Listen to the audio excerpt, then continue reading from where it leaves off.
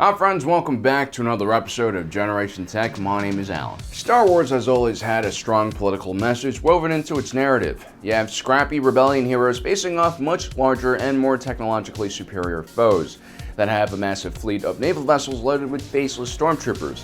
Then there's the fascist-like uniforms of the Imperial officers and the strict authoritarian rule of the Emperor. There's a clear underlying tone that warns us of the dangers of militarization, and it makes sense that Star Wars would have that narrative. George Lucas was a part of the Vietnam War generation. Luckily for us, he had diabetes and was disqualified from serving and could focus on making Star Wars. One of the most controversial things about the war was the mandatory draft. A mandatory draft is something that's really hard to understand, especially for younger generations.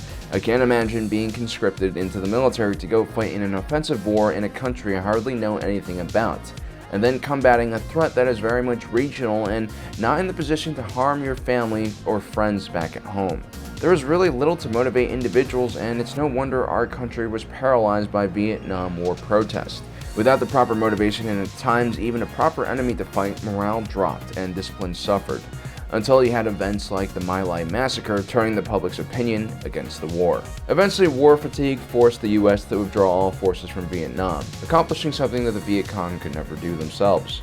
Lucas was heavily affected by the anti-war protests at the time, and those themes can be seen throughout the original trilogy. And in Return of the Jedi, the fighting even takes place in a jungle. Yes, the terrifying Ewoks are in a way a metaphor for the ruthless Viet Cong.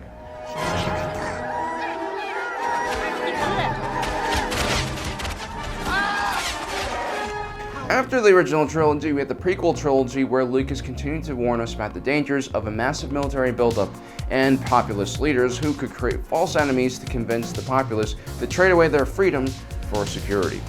The power you give me, I will lay down when this crisis has abated. And as my first act with this new authority, I will create a grand army of the Republic.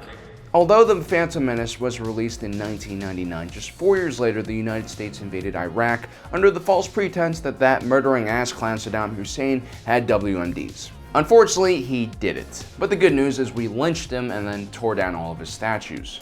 The bad news was we left a few 100,000 unemployed men with military experience just wandering around the country, and 15 years later, America is still feeling the consequences of that very expensive war.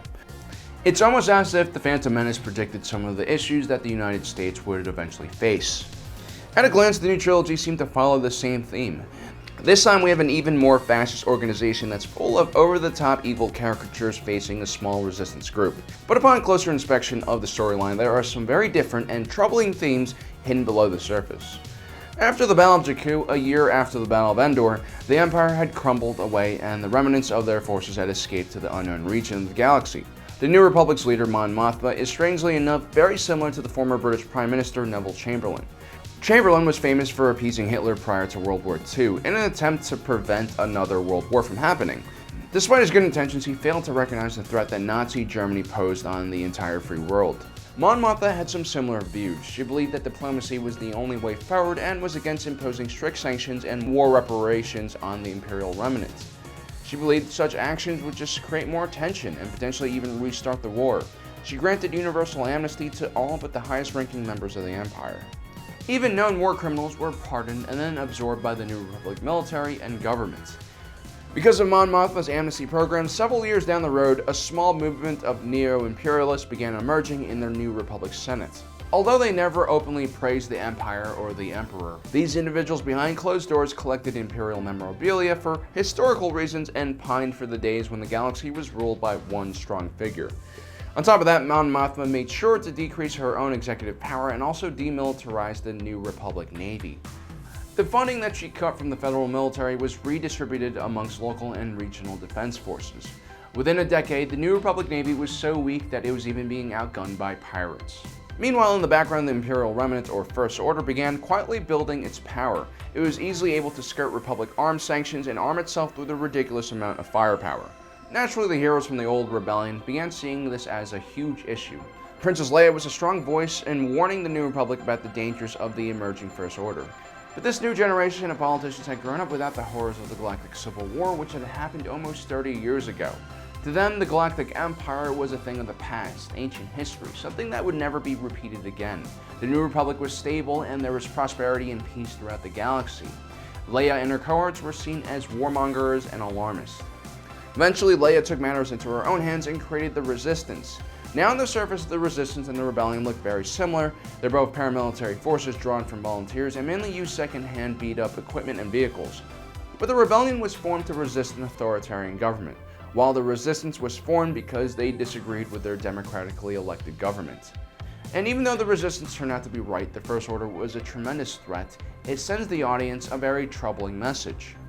It essentially encourages populaces to arm themselves and partake in vigilante actions if they're not happy with the decisions of their democratically elected government. In my old job, I used to travel around the world and cover a bunch of different conflicts as a cameraman. There were definitely countries that had regimes that lacked the courage to allow an opposition and democracy. In those places, violence and rebellion were perhaps the only way to really create change. But in a stable democracy, encouraging the populace to arm themselves and rise up in armed rebellion is oftentimes a recipe for disaster. It can lead to economic loss, instability, and even a civil war. In a mostly functional representative democracy like the United States, we can pride ourselves in having a peaceful transition of power from two very different styles of leaders, Obama and Trump. This is something that rarely happens in the world without violence. And we're able to do this every 4 or 8 years. It's something that we as Americans should be very proud of. Because we generally know that no matter how much we disagree with the people in power, they can be elected out of office. But the Resistance in Star Wars isn't championing the ideas of democracy and peaceful activism. It's more aligned with extreme movements like Antifa or certain right-wing militias. When these organizations disagree with someone in power, they don't see it as a part of the political process, they see them as moral enemies that need to be destroyed. The Resistance portrays violent vigilantism in a positive way, which worries me, especially in today's sensational news environment, where the public's emotions are constantly being toyed with alarmist and hysterical Chicken Little-esque journalism both in the mainstream and on the fringes. Take a look here. If Donald Trump wins tonight, no matter who they voted for, take a look at these numbers here. 21% say they'll be concerned. 37% say they'll be scared. Type in Pentagon tested gay bomb on Iraq. They didn't consider using it. They've used it on our troops. In Vietnam, they'd spray PCP on the troops, Jacob's Ladder.